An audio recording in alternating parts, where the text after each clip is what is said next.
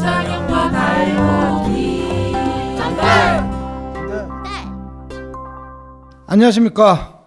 전장현과 달복이 전달 시간입니다. 와. 메인 사회자 박경석입니다. 반갑습니다. 장애인권 발바닥 행동의 김정아입니다. 반갑습니다. 와. 네. 우리 그리고 오늘 특별하게 저 멀리 한강쯤은 건넜을 것 같아요. 한강을 건넜고 낙동강도 건너서 아유, 그러네요. 대구에서 오셨는데 누구죠? 아, 우리 한국 최초 장애학 최초? 박사. 예. 최초 맞아요? 1호. 짠. 1호예요? 예, 1호예요. 네. 우리 대구의 정근배 박사이자 우리 활동가님 모셨습니다. 소개해 주시죠. 예. 네, 안녕하세요. 저는 그 대구 사람 장애인 자립생활센터 그리고 대구대학교 장애학연구소에서 활동하고 있는 정근배라고 합니다. 반갑습니다. 네. 한국의 대학원에는 장애학과 자체가 이제 있지 않았었고 대구대학교에 이제 처음 이제 생기면서 국내의 대학원에서 이제 배출한 이제 1호가 이제 되었다. 그 의미로. 국내에서 산출한 재배한 네, 맞습니다. 재배. 네. 장애학의 주제가 바로 탈시설. 네, 맞습니다. 그럼 현장의 이 운동과 네. 현장의 정책적 해결과 네. 논문이 만난 그 자리. 이 두께가 책이네. 보이시나요? 그래요? 박사 논문의 이 두께가. 저는 PDF로 있습니다. 탈시설 장애인의 신체 기능, 시설화 경험, 지원제도 체감도, 사회자본 및 고립감 간의 구조적 관계 이런 제목입니다. 네. 문이 지금 이거를 혹시 네. 소설 제목으로 한번 버전해 볼까요? 아니면 산문 제목으로? 탈시설 장애인의 외로움 연구, 약간 이런 느낌입니다. 예, 이건 시로 네. 연구한 거예요. 예, 맞습니다. 좋았습니다. 외로움에 대한 네. 연구. 탈시설 장애인이 당연히 연구에 참여한 분들 말하는 거고요.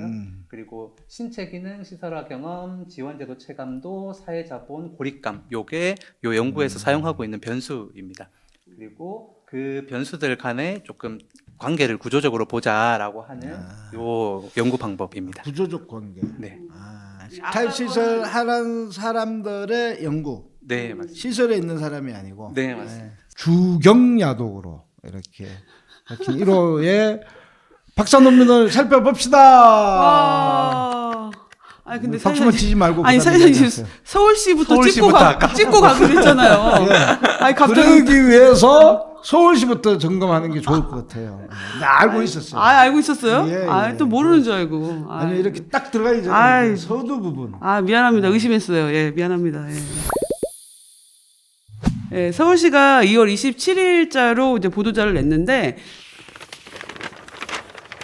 장애인이 자립하는 절차를 개선하겠다는 내용이에요. 촘촘하게 지원한다. 촘촘하게 지원한다 하니까 굉장히 뭔가 빠진 구석이 없이 잘 할 것 같은 거잖아요. 좀 든든한 느낌이 들어요. 그렇죠, 촘촘하게 그렇죠. 지원하니까. 예, 말장난의 이게 말장난이에요? 다름 아니고요. 뭐 사기에 가깝다고 할 수 있습니다. 사기요? 왜냐하면 들어보세요. 굉장히 부정적이네요. 그러니까요. 자립을 지원하는데 촘촘하게 지원한다. 보통 자립을 지원하는데 촘촘하게 지원한다고 하면 어떤 생각이 드냐면 자립하는 과정에서 활동 지원 서비스가 부족하다, 주거 지원이 미약하다, 사회적인 고립감을 해결하기 위해서 사회적인 지지망을 더 강화하겠다, 의사소통 지원 체계를 강화하겠다, 이런 촘촘함인 줄 알았는데 그게 아니라 시설에서 나올 때 역량을 조사를 해가지고 아주 촘촘하게 걸러내겠다는 얘기거든요. 근데 그 자립을 하는데 그 자립에 대한 역량을 이제부터는 평가를 하겠다. 그 평가에 의료인이나 시설 관계자들이 참여를 해서 자립의 역량을 평가를 해가지고 역량이 안 된다고 소위 판단되는 사람들은 5년 동안 체험하는 기간을 두겠다. 근데 그 체험하는 5년 동안도 1년에 한 번씩 평가를 해가지고 역량이 계속 안 된다든지 떨어진다 자기네들 생각하기에 그런다고 하면은 시설로 재입소를 추진하겠다. 이런 골자의 내용입니다. 타당한 절차가 아닌가요? 타당한 절차가 아니냐. 한번 제가 예를 들어 볼게요. 예. 감옥에서 네, 예. 이제 형기를 아직 마치지 않았는데 이게는 일단은 여기는 형기는 없으니까 정말 인권적이잖아요. 감옥하고 비교하면 안 되죠. 여기 있는 장애인들이 죄를 진 게 끝까지 아닌데. 들어보세요. 예. 네. 분노. 분노. 이글. 예. 그 분노 표시해주고. 편집까지 관여하시죠. 예. 가석방하거나 이렇게 되었을 때 그가 얼마나 이제 반성했는지, 사회 가서 죄악을 지를 수 있는 이런 여소가 줄어들었는지, 그래서 이제 가석방 설치를 하잖아요. 이 사람들이 자립생활에서 나오는데 사회가 덜 귀찮은지, 조금 덜 골치 아픈지, 아니면 자원이 어떻게 적게 드는지를 검토하는 것은 행정당국으로서 너무나 타당하다는 말보다 구태의연 한 방식이 아닌가요? 역시 메인 사회자네. 이게 감옥에서 진짜 그렇게 가석방하고 감시하고 이런 거하고 체계가 비슷하네요, 진짜. 이게 지금 만들어낸 일단은 서울시 만들어낸 체계가. 오션시장의 집행부 이 사람들은 그 사람들을 그런 정도로 생각하고 있는 것을 전제를 하기 때문에 이런 발상이 나오지. 그러니까. 그렇지 않고서는 이런 발상이 어떻게 나오겠습니까? 그러니까 지금 결국 그런 구조네요. 시설에서 나올 때 네네네. 자립역량이라는 이름으로 계속 가석방 해가지고 너 사회가 너한테 더 귀찮아져? 사회가 더 해줘? 하면은 다시 재입소를 추진하는 그런 절차와 거의 이제 유사하네요, 진짜. 그렇죠. 서울시가 근데 이제 이렇게 박사님한테 예. 주민인데 왜 혼자서 다 말하세요? 앞에 서울시가 뭐라고 했는지 얘기니까 시작 아직 안 끝났어. 아직 안 끝났어. 좀 마음 급하셔가지고. 근데 그 말만 끝나지 않고 서울시가 앞으로 시설 장애인 1,900명을 조사하겠다는 거예요. 근데 우리가 이거는 전달에서도 얘기한 적이 있는데 그 탈살 장애인들 조사를 서울시가 했잖아요. 그래서 이제 시설 장애인들도 지금 자립하고 싶다고 말한 사람들도 지금 자립 지원 계획도 안 세우고 그들이 뭘 원하는지도 안 했으니까 시설에 있는 장애인들이 무엇을 원하는지 무엇을 지원받으면 더 자립하면 좋겠는지 이런 조사를 해야 된다고 우리가 작년에 그 김상한 복지실장하고 언성 높이며 썼잖아요. 우리 메인 사회자님께서. 그랬는데 이번에 보도자료에 1,900명을 조사하겠다고 되어 있는데 근데 문제는 우리가 원했던 그런 조사가 아니고 의료인이나 이런 사람이 참가한 상태에서 자립지원위원회라고 구성을 해놓고 그 위원회가 평가를 해서 이 사람은 지금 이제 자립지원 계획을 수립해서 자립할 수 있는 사람, 이 사람은 5년 동안 연습이 필요한 사람, 저 사람은 시설에 계속 있어야 될 사람 이렇게 세 분류로 계층을 나눠가지고 지원을 하겠다는 거예요. 근데 그 얘기는 그러니까 시설에 장애인이 살게 되는 것 그 수용 자체가 인권 침해인데 시설에 있는 사람들을 또 세 가지 계층으로 분류를 해가지고 소위 사회적으로 혹은 예산상에 혹은 서울시가 하여튼 인정한다는 자립역량이 된다고 하는 서울시의 판단하에 그 사람들만 자립 지원을 하고 나머지는 연습해라. 그리고 또 1년에 한 번씩 시험 본다. 이렇게 얘기하고 나머지는 아예 그냥 시설에 거주한다. 이런 입장으로 하겠다고 발표를 한 거죠. 그렇네요. 보도자료를 저도 봤는데요. 제일 처음에 궁금했던 게 탈시설 희망하는 사람이라고 표현을 해놨고 탈시설 희망하는 사람. 희망하는 사람에 대해서 통상 이야기하는 의사 표현이 부정확하다, 의사소통에 어려움이 있다, 확인을 못하겠다라고 하는 집단이 아니고 탈시설 희망이라고 써놨단 말입니다. 희망을 한다는 것은 본인이 그 의사결정을 해서 나가겠다. 이 탈시설 희망을 표현해서 나 나갈게 라고 하는데 이 사람에 대해서 별도의 퇴소가 너가 가능하다 안 가능하다라는 판정 체계를 우리나라 법률체계에서 가질 수 있는가 그런 권한이 일단 없거든요. 이건 되게 초법적인 이야기를 하는 게 하나 있다. 법률상에 지금 근거를 어디에서 서울시가 갖고 있는지가 되게 좀 궁금했다. 왜냐하면 나 시설 나가려고 하는데 이 심사를 하겠다라는 이야기이기 때문에 그거를 다시 앉힐 수 있는가? 이 권한이 어디에서 나오는가? 그 권한은 아무에게도 없는데. 요게 그래요? 이제 고민인 겁니다. 서울시에 있는 거 아니에요? 아니요, 없죠. 왜요? 서울시 마음대로 왜냐하면 했는데. 입소를 할 때에도 본인 의사, 나갈 때에도 본인 의사가 기본이고 그 본인 의사에 대해서 확인이 되지 않는다라고 하는 경우에 한정적으로 이제 가족 이나 아니면 다른 형태를 갖추도록 하고 있는데 그러면 무조건 내보내야 됩니까? 그렇죠. 거기에 심사 체계를 갖추어 가지고 앉힐 수 있다 없다 이 판단에 대한 권한을 근거가 없어요. 요거에 대한 걸 어디서 갖고 왔느냐 하나. 두 번째는 이미 나왔네. 그래서 퇴소를 했습니다. 퇴소를 했는데 1년 후에 다시 한 번 더 심사해 가지고 다시 보낸다? 부적응시 재입소를 한다고 돼 이 있으니까 권한이 또 서울시 이건 또 없다. 어디에 있는가에 대한 거. 요게 저는 이걸 보면서 요 체계가 어디에서 이 법적인 근거를 갖고 올 것인가. 요게 가능하다고 한다면 개인의 의지를 넘어서서 지자체가 결정할 수 있는 사안으로 복지 서비스를 제공할 수 있다라고 한다면 역으로 얘기하면 탈시설에 있는 분들이 희망하든 희망하지 않든 정책 방향을 통해서 지자체가 그 권한을 갖고 탈시설 지원할 겁니다. 라고 하는 책에도 가능하다는 얘기거든요. 네네. 근데 이거에 대해서는 또 다른 이야기를 하니까 이 심사에 대한 근거가 없어 보이는데 그걸 어디서 갖다가 나왔을까? 저는 이 서울시 공무원들이 그것을 감옥과 같다라는 걸 스스로 증명하는 행정 절차 중에 하나지 않느냐. 그렇게 대하고 있다. 그러니까 이런 게 사고가 가능하지.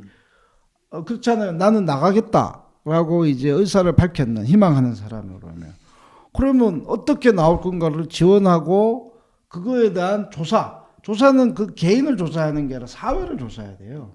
조사 대상은 개인이 아니라 그럼요. 지역사회를 조사해가지고 맞아요. 이 지역사 잘못됐으면 야 너가 왜 안 갖췄니 이렇게 이야기해야 되는 문제지. 거꾸로 돌린. 맞아요. 맞아요. 이게 맞죠. 두 번째는 권한이 없는데 이러한 중간 이 심사 단계를 두겠다라고 함은 유엔 장애인 권리 협약에서나 이제 관련된 이제 부속 문서들에서는 모두 이제 당사자의 기능 평가, 능력 평가에 대한 탈시설을 할 수 있는 그 능력, 자격 평가 이런 것들에 대한 거를 하지 말아야 된다라고 하는 것과 오히려 말씀하신 거를 지역사회 장벽에 대한 네네. 평가들을 해야 된다. 어떤 지역사회 지원들이 필요하고 어떤 심리 정서적인 사회적 지원들이 필요한가. 이것들을 정말 잘 찾아내고 고민하고 하는 건 당사자와 당사자의 의견들을 충분히 들어서 설계를 해야 할 몫이 전문가의 몫이 될 수는 있겠죠. 그게 전문가니까 역할이니까. 근데 그것이 아니라 이건 오히려 거꾸로 심사를 당사자의 능력과 자격과 기능을 심사하는 거기 때문에 결국에는 법적인 권한은 없으나 그래서 나가지 못해라고 할 권한까지는 저는 갈 수 있을까 싶고 그러면 사실 요게 작동하는 현실 체계는 순서를 그냥 쭉 매기는 형태일 거다. 아까 이제 김정아 사회자님께서 얘기하셨던 것처럼 우선 자립 단계 있고 단계적 자립 단계 있고 그냥 보류처럼 그런 단계가 있을 텐데 지역 사회에서 그 예산이 많이 드는 그러니까 지원 수준이 높은 장애인들은 자연스럽게 본인의 장애를 이유로 후순위로 밀리게 되는 이 과정들을 이제 밟는 하나의 과정일 거고 이게 가면 갈수록 그러면 시설이 더 필요하네라고 하는 거에 대한 또 다른 근거처럼 되는 요렇게 되지 않을까 싶은 생각이 들더라고요. 여태까지 사실 행정은 행정 권한을 남용해가지고 장애인들에게 자립 지원을 하는 것을 마치 네가 무슨 자격 조건이라든지, 그러니까 그 사람의 권리인데 그것을 자격 조건을 갖췄다든지 시험을 통과했다든지 내가 너를 뭐 인정한다든지 뭐 여러 가지 절차를 둬서 그걸 마치 그 권리를 마치 뭔가 그 사람에게 주는 특혜 또는 혹은 그 사람에게 특별히 주는 어떤 것인 것처럼 얘기를 했는데 이건 당연한 모두의 권리거든요. 모두의 권리인데 서울시가 어떤 태도를 계속 취했냐면은 시설에서 나가서 IS센터에서 지원하는 뭐 자립생활 주택이나 지원주택을 살 때 그 사람이 뭔가 뭐 건강상이 더 악화됐어? 뭐 시설에 있을 때보다 당뇨 수치가 안 좋아졌어? 그럼 그걸 문제로 보는 거예요. 그래서 재입소. 근데 어떤 사람이든 다 당뇨 수치가 잘 관리되다가 또 안 될 때도 있다가 다시 관리되다가 지역사회 모든 사람들은 다 그렇게 사는 거거든요. 저도 그래요. 당뇨가 네. 높아졌어요. 그렇죠. 시설로 그것처럼 가야 되겠다. 이거는 굉장히 인간사 자연스러운 건데 그 장애인 입장에서 보면 내가 이거를 뭐 당뇨 수치 좀 올라갔어? 그러면 시설 들어가야 돼? 사고 싶은 뭐 노트북 좀 사고 싶은데 이거 하면은 자산 관리 잘 안 된다고 내가 평가받을까봐 노트북도 못 사요. 그럼 다시 시설 들어가야 돼? 이런 꼴인 거예요 지금. 이게 진짜 말도 안 되는. 제가 참 당뇨 수치가 좀 많이 높아졌어요. 박현수 대표님이 정말 감옥으로 가야 그리고 돼요. 혹시 멀지 않은 거 아닙니까? 네, 그리고 사회적인 문제를 많이 일으키잖아요. 그러니까 빨리 집어 넣었어야지. 자꾸 지하철 행동하지 말라니까 지하철 행동하고 장애인 이동권 주장하지 말라니까 이동권 주장하고 정부가 법 안 지킨다는 거 비밀인데 자꾸 까발리고 이러니까. 아니 근데 내가 서울시 보도자료에서 이 점은 꼭 짚고 넘어가고 싶은데 그 서울시가 2월 27일자 보도자료의 뒷부분에는 참고자료로 그 작년에 서울시가 엄청 문제를 일으키면서 탈시설 장애인들 실태조사했던 거 기억나시나요? 네네네 압니다. 그때 그 엄청 문제 많았잖아요. 그 조사의 내용이나 이런 모든 내용들이. 근데 그때 700명을 조사한다고 했어요. 700명. 그리고 네, 486명을 조사를 했더라고요. 네네. 그 486명을 조사한 내용을 뒤에다가 붙여놨더라고요. 2009년도 이후에 시설에서 나온 서울시에 지금 살고 있는 네. 장애인 700명을 조사했는데 네. 487명만 응답했다. 이렇게. 네. 서울시가 탈설 장애인 700명 이 얘기 진짜 많이 했잖아요. 맞습니다. 그래서 저희는 우리가 생각하는 탈설의 개념은 탈설 입고로 자립이잖아요. 그러니까 탈설해가지고 원가정으로 돌아가거나 탈시설 했는데 다른 정신병원이나 다른 시설에 가는 거 탈설로 안 보잖아요. 네네. 그런 게 아니고 그 사람이 지역사회에서 여러 가지 자립적 기반을 가지고 자립하는 걸 말하는 건데 저는 당연히 그랬으니까 이 700명에 대한 조사도 그 대상을 했을 거라고 생각을 했어요. 서울시가 계속 그렇게 말했으니까. 근데 이게 진짜 사기인 게 뭐냐면 가정으로 복귀를 한 퍼센테이지율이 있는 거예요. 네네. 그게 33% 이렇게 돼 있어요. 그 숫자가. 그래서 아니 도대체 그러니까 자립을 했는데 자립을 하고 살다가 다시 부모랑 산다는 얘기냐. 뭐 이런 이제 의구심이 든 거죠. 그래서 이 숫자가 뭐냐 이렇게 물어봤더니 서울시가 말하기를 이 700명은 그냥 시설에서 퇴소한 장애인 중에 타 시설로 가지 않고 타 지역으로 가지 않은 사람들 그리고 죽은 사람 아닌 사람. 그러니까 여기서 죽었다는 거는 자립해서 죽은 게 아니고 시설에서 죽으면 사망으로 처리되고 그건 퇴소거든요. 곧. 네, 그러니까 그런 사람 빼고 나머지가 700명이다. 그 얘기는 우리가 생각하는 자립의 개념으로의 탈시설이 아니고 그냥 시설에서 퇴소한 사람 700명을 조사했더니 그중에 몇 퍼센트는 가족하고 살고 70%는 독립해서 살고 있다. 이런 결과였던 거예요. 그렇죠. 그런데 그 이제 내용에서 보면은 추가로 심층 조사한 내용을 뭐 근거해서 썼다 이러면서 나온 내용이 부모들이 시설을 더 원한다. 시설을 다시 돌아가고 싶다. 이렇게 인터뷰가 나와요. 서울시는 이런 구도인 거죠. 탈시설 장애를 조사를 해봤더니 70%는 단독 가구로 살지만 30%는 부모랑 살거나 형제랑 살고 있고 그리고 그 사람들 다시 시설을 원하더라. 이렇게 쓴 거예요. 근데 이거는 처음부터 애초부터 탈시설 장애인만을 조사한 게 아니라 원가정으로 복귀한 사람까지 다 조사를 해놓고 마치 탈시설 장애인만 조사를 해서 탈시설 장애인 안에서 그런 수치가 나온 것처럼 거짓말하고 있는 수치거든요. 그래서 저는 처음에 이거 조사를 한다고 했을 때 네. 조사를 하는 거에 대해서 놀라다기보다는 700명이라고 그 데이터를 갖고 있는 거에 사실은 놀랐어요. 왜냐하면 대구시 같은 경우나 전 다른 지역도 마찬가지일 것 같은데 시설에 있는 사람들에 대한 데이터는 집계가 되지만 탈시설한 장애인이 정확하게 몇 명인지 몰라요. 행정적으로 시설 퇴소 인원은 집계가 됩니다. 근데 요거는 주로 연고자 인도, 사망, 타시설 전원, 취업, 기타. 주로 자립은 기타에 들어가겠죠. 네네. 요런 형태로 이제 되어 있는 꼴입니다. 요게 복지부에서 집계하는 틀입니다. 또 더 나아가서 2009년부터 했기 때문에 이 탈시설 지원을 위한 제도라고 할 만한 것들이 없었던 시점부터 나온 장애인 분들, 그러니까 탈출하듯이 나온 분들, 시스템상 나온 게 아니고 이런 분들은 더더욱 파악하기가 어려울 거다. 그 장애인개발원에서도 2018년인가 한번 조사를 했어요. 맞아. 이게 퇴소하는 이제 비중이 어떻게 되고 유형이 어떻게 되는가. 거기에 퇴소를 하는 100명의 장애인이 있으면 한 50명 이상, 그러니까 50% 이상이죠. 50% 이상은 다 연고자 인도거든요. 그 다음에 이제 뭐 타시설 전원 아니면 사망 뭐 이런 정도의 순으로 갑니다. 근데 여기 보도자료에 보면 부모랑 같이 사는 유형이 33.8. 부모랑 같이 산다라는 의미는 가족으로 돌아갔다. 그렇죠. 근데 그거는 탈시설이 아니다. 아니라고. 그렇죠. 이렇게. 형제 자매가 또 20% 정도 돼요. 그러면 요거 두 개 합치면은 연고자 거의 인도의 50%. 비중이랑 비슷한 거죠. 거의 50% 넘네. 그죠? 그러니까 서울시가 여기서 되게 장난을 여러 가지 쳤는데 이거예요.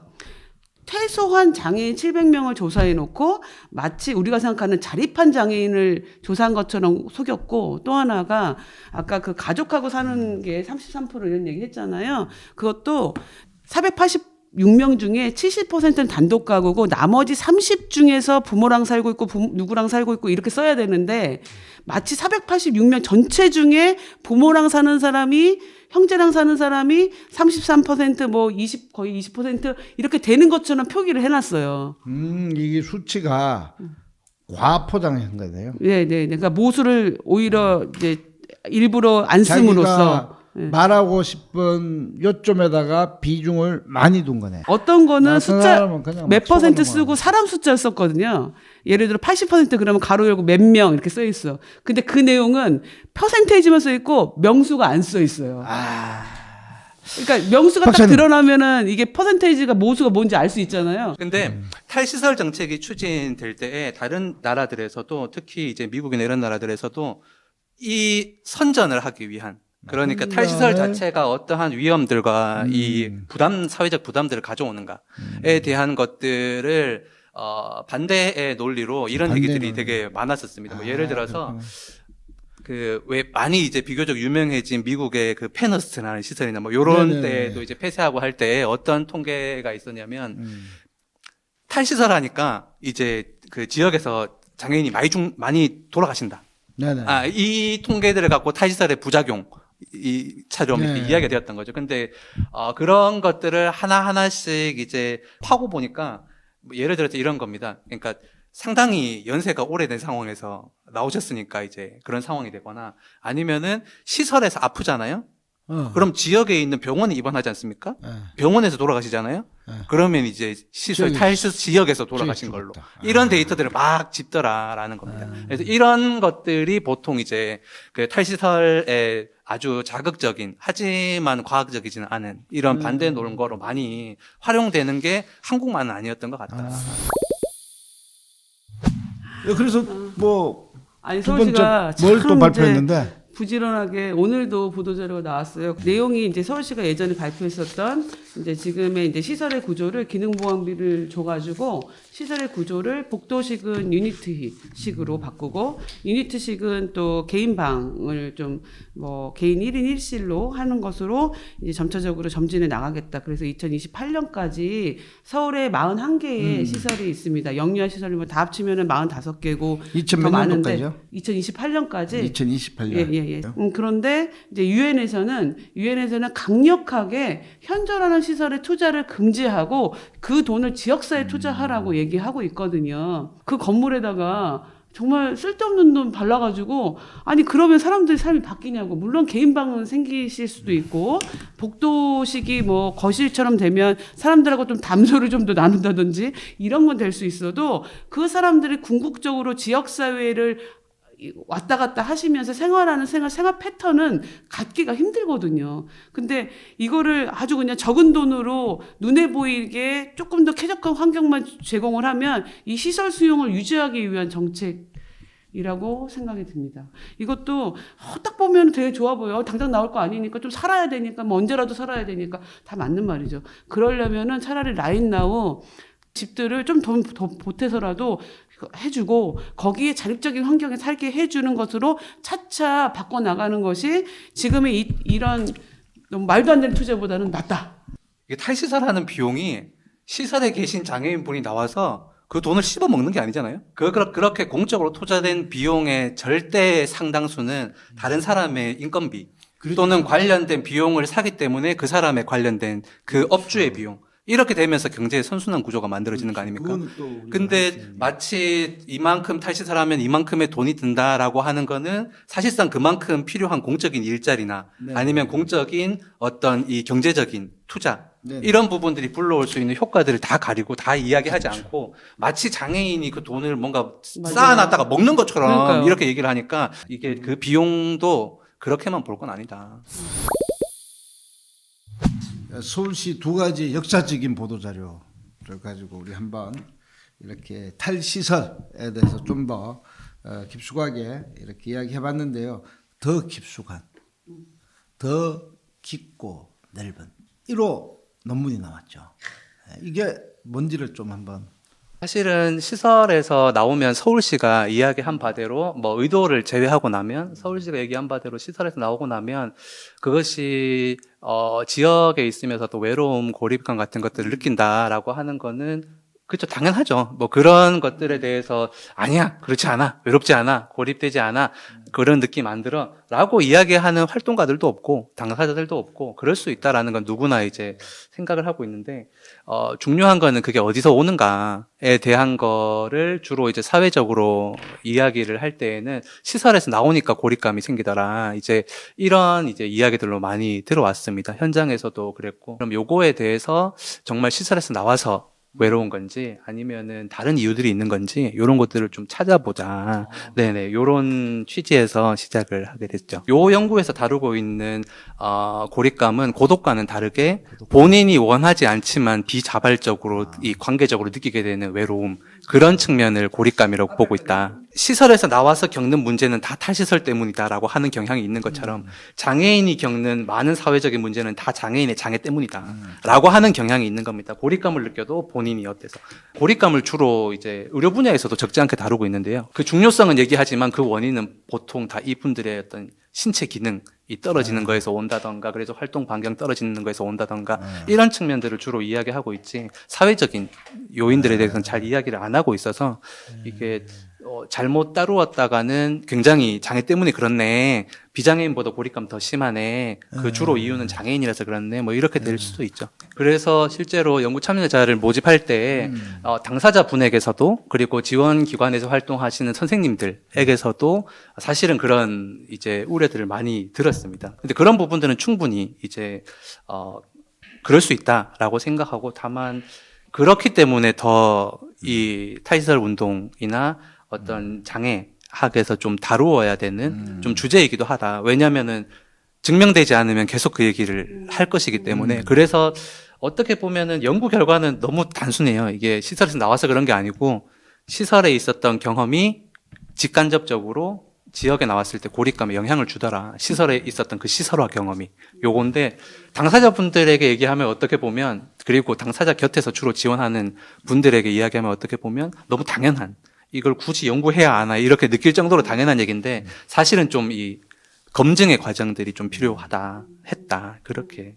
연구 결과에서도 주로 나왔었던 이제 그 요지가 뭐냐면, 신체 기능은 다 영향을 줍니다. 이거는 좀 그 변수 자체가 가지는 영향력이 기본 있기 때문에, 그래서 요거를 좀 제외하고 보면 이 시설화 경험, 시설에서 있었던 그런 그 권력 관계에서의 불평등의 경험, 그리고 비자발적인 입소의 경험, 그리고 이러한 이 시설화 경험들이 높으면 높을수록 오히려 탈시설한 이후에 받는 활동 지원이나 의료나 소득이나 주거나 이런 여러 지원 제도들이 있잖아요.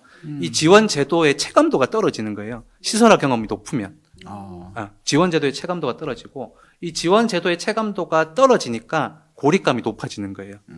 그리고 지원 제도 체감도가 떨어지니까 사회 자본도 떨어지는 거예요. 이렇게 좀 나타나는 게 좀 주요한 결과였었고요. 여기에서 조금 제가 주목을 했었던 건 몇 가지 있는데요. 첫 번째는 이 시설화 경험이라는 게 그 행정적으로 퇴소해서 물리적으로 이렇게 이동을 하잖아요.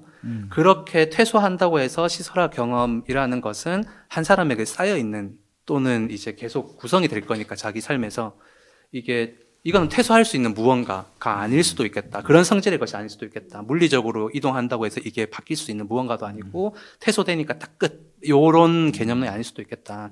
좀 이런 얘기 고민이 들었습니다. 근데 이게 비슷하게도 특히 아동 학대나 아동 시설화나 이런 부분에서는 많이 이야기가 되고 있기도 합니다. 사실상 비슷한 연구 결과들이 있고요. 이게 그런 과거의 시설화 경험이 현재의 삶에 지속적으로 영향을 준다. 근데 어떻게 통해서, 여기에서 주로 다루었던 건 이 탈시설 이후에 본인이 제공받게 되는 지원제도 체감도가 오히려 시설화 경험이 높으면 떨어지더라. 근데 흥미로운 거는, 저는 한편으로는 다행이라고 생각하긴 하는데요. 지원제도 체감도가 사회자본이나 고립감에 주는 영향의 크기가 신체 기능이나 시설화 경험이 사회자본이나 고립감에 주는 크기보다 더 높았어요. 그러니까 국가의 지원제도 체감도가 높아지면 다른 것들을 어느 정도 상쇄할 수 있다는 얘기입니다.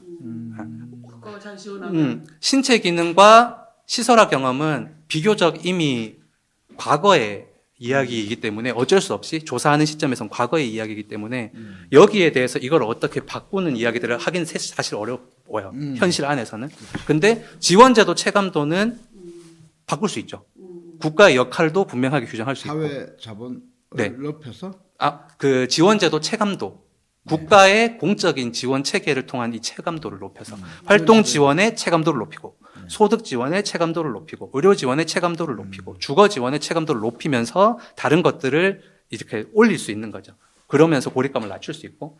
근데 그래서 여기에서 국가의 역할은 그럼 너무 분명하다. 첫 번째는 이 시설화 경험을 낮춰야 된다. 그리고 가급적이면 시설화 경험을 하지 않도록 막아야 시설로 된다. 가는 걸 막아야 된다. 네, 맞습니다. 시설에 대한 폐지와 그리고 시설에서 나온 이후에 계속 시설처럼 살아가는 이러한 경험들을 낮출 수 있는 것들이 필요하고 지금 마련되어 있는 그나마의 각종 지원 제도들은 체감도를 본인이 느낄 수 있도록 높여야 된다. 근데 체감도가 어떻게 높아질까요? 예산 투자해야죠. 그렇죠. 예산이 어느 정도 굉장히 유연해야 되고 그 예산이 유연하다는 거는 본인 당사자가 이야기하는 희망이나 삶에 대해서 충분히 관용 받아주고 그만큼 조정할 수 있는 가능성이 있는 제도일수록 더 체감도가 높아질 수밖에 없겠죠. 아, 나 국가에서 이런 지원들을 받고 있구나 이렇게 느낄 거니까.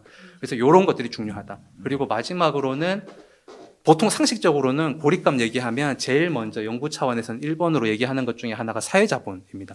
사회자본 낮으면은 그냥 사회적인 관계라고 이야기하면 사회적인 관계가 낮으면 고립감 높아질 거다. 너무 당연하게 이야기하는 것인데, 근데 이 연구에서는 사회 자본이 고립감에 직접적인 영향을 주지를 않았어요. 어떤 관계가 없었어요. 그러니까 제가 세웠었던 가설은 기각된 건데요. 근데 이걸 어떻게 저는 해석했냐면, 탈시설 장애인이 가진 지금의 사회 자본의 수준 자체가 본인 외로움이나 고립감에 영향을 줄 만한 변수조차도 안 된다. 너무 낮아가지고. 너무 의미가 없을 정도의 자본이기 때문에. 가졌던 사람들은 영향이 되겠네. 정화 같은 사람들은 많이. 탈시설 장애인이 지금의 사회에서 갖고 있는 솔직한 관계적인 수준이 이 정도. 어떤 문제에 영향을 주지도 못할 정도의 그냥 의미 있는 변수가 안 될 정도의 건데. 근데 여기에서 또 중요하게 봤던 마지막은 지원 제도의 체감도가 높아지니까 사회 자본이 높더라는 거죠. 그러니까 국가 역할이 중요하다는 겁니다. 국가가 지원을 많이 해주면 네네. 고립감도 네. 많이 해소시킬 수 있다. 일자리 줬다가 해고시키고 이렇게 하면 안 되고 활동 지원 본인의 이야기를 충분히 들어서 체감도를 높여야 되는데 그냥 막 평가해가지고 시간 낮춰보고 이러면 안 되고 이런 얘기들인 거죠. 네. 우리가 바라는 바가 막 담겨 있네 논문에. 아, 네네. 다행히 검증돼 있네. 네, 어. 그런 우리가 탈설에 대해서 뭐 고립감 이런 얘기 막 하면서 그러니까 탈설 못하지 이런 얘기를 했는데 오히려 네. 시설화 경험이 네. 문제다. 그래서 네. 시설화를 아예 경험하지 않게 해야 된다. 네. 이런 얘기 주셨는데 이게 때 그 사실 트라우마 연구 쪽에서도 네, 많이 맞아요. 하는 부분이잖아요. 시설화 경험을 아예 안 갖게 하는 게 이제 제일 네. 급선무고 경험을 했다 하더라도 이제 지역 사회에서 사회적인 어떤 고립감을 줄이기 위해서는 사회적인 체감도, 그 사회 서비스를 여러 가지를 국가가 책임지고 지원하고 하는 체감도를 높여야 결국 고립감이 더 낮아진다. 이런. 이게 그 석사과정 때의 연구나 다른 탈시설 장애인 분들의 인터뷰나 이런 것들을 보면 사실은 시설도 하나의 제도잖아요. 지원 제도잖아요. 국가 차원에서는. 그럼 과거의 그 국가 제도 자체가 본인에게 영향을 준 게 너무나 부정적이었을 수 있는 거죠. 사실상 버린 것일 수 있잖아요. 사회적으로. 근데 그런 경험이 있으면 있을수록 그게 트라우마 형태가 되든 아니면은 이 상당히 국가에 대한 신뢰를 떨어뜨리든 이런 것들이 이후에 이제 어떤 지원들을 한다 하더라도 사실은 일단 기본 낮을 수밖에 없는 체감도에서 시작하기 때문에 탈시설 장애인에 대한 이 지원 정책을 만들 때에는 그런 시설화 경험들도 잘 고려해서 좀 만들어야 된다. 그러다 보니까 이번에 이제 서울시가 내어놓은 이런 정책들은 오히려 탈시설을 더 어렵게 하고 탈시설에 대한 지원 제도들의 수준을 더 떨어뜨리고 이미 나와 있는 분들은 역시 정부가 그렇지 뭐라고 생각할 수 있게끔 만들고 이 시설에 계신 분들의 경우에는 점점 더 이제 시설에서 나갈 수 있는 기회들을 박탈하는 결과를 초래할 수 있어서 이게 서울시에서도 고립감 때문에 이 단계를 만들었다라고 하나 저의 연구 결과에서는 그 고립감의 해결을 위해서는 오히려 더 그 반대의 정책이 서울시에서 추진해야 되는 과제다. 이렇게 좀 볼 수 있을 것 같습니다. 근데 이 땅에 살면 경험상으로 시설이라는 이런 것들이 매우 고립감을 하고 있다. 이거는 뭐 아까 초기에 이야기했잖아요. 너무나 우리 일상에 지원했던 사람은 너무나 당연한 이야기일 수도 있는데 시설에 있는 삶이 어떤 그 따옴표 치고 정상적인 사회 활동, 일반적인 사회 활동을 하는 거에 있어서 아무런 지장을 주지 않는다라고 생각하면 역으로 얘기하면 아동에 있는 아동 시설에 있는 그 입소자들이 일정한 연령이 되면 퇴소를 해야 될 의무를 가지지 않았겠죠. 네. 근데 거기서는 의무적으로 있잖아요. 퇴소를 해야 됩니다. 그런데 시설은 사회적인 문제의 원인이 아니라면 그냥 계속 살아도 되잖아요. 그렇죠. 이거는 다르게 좀 장애 부분을 접근하고 있다. 그렇죠. 이렇게 볼 수밖에 없을 것 같아요. 이런 걸 보면 시설이 이제는 이게 이 자연스러운 것도 아니고 삶에 맞지도 않고 이런 걸 너무나 잘하는데 계속 천동설을 주장하는 서울시 때문에 갇혀 있는가? 우리는 다 알고 있어. 거기에 다 알고 있는 논리를 그는 지구는 돈다라고 한 논문이야. 탄압을 받더라도 나오면 나중에 오시원한테 한 방 두들겨 맞거나 홍준표죠 그쪽은. 네. 맞으면 그래도 나오면서 이렇게 이야기해요. 지구는 돈다. 그래도 지금 된다. 이 논문은 유효하다. 예. 이렇게 하면 될 것 같아요. 아유, 예. 알겠습니다. 우리 장의학 1호 너무 모셔서 영광이었고요. 예, 그리고 그 논문이 또 탈시설에 관련한 논문이어서 너무 우리 사회에 필요한 논문이었던 것 같습니다. 자기한테 필요한 거 아니야? 나한테도 필요하고 대표님한테 사회자님한테 필요하고 우리 다 필요하죠. 모두를 위한 탈시설 사회를 위해서 필요한 논문이었습니다. 그리고 오늘 서울시가 이 보도자료 낸 이 만행과 사기에 대해서는 또 앞으로 낱낱이 또 파헤치도록 하겠습니다. 감사합니다. 네. 초대해 주셔서 감사합니다. 네. 감사합니다. 네. 꼭 오세요. 네, 알겠습니다. 네, 약속했습니다. 독자 여러분 약속했습니다. 오늘 이 전달 이렇게 대한민국의 국내 박사 장의학 1호 우리 정건배 박사님 모시고 이렇게 지동설이 뭔가를 밝혀봤습니다. 여러분 지구는 돕니다. 전달 구독 좋아요 알람 설정 박수. 와. 수고하셨습니다. 수고하셨습니다. 수고하셨습니다. 너무 웃겨.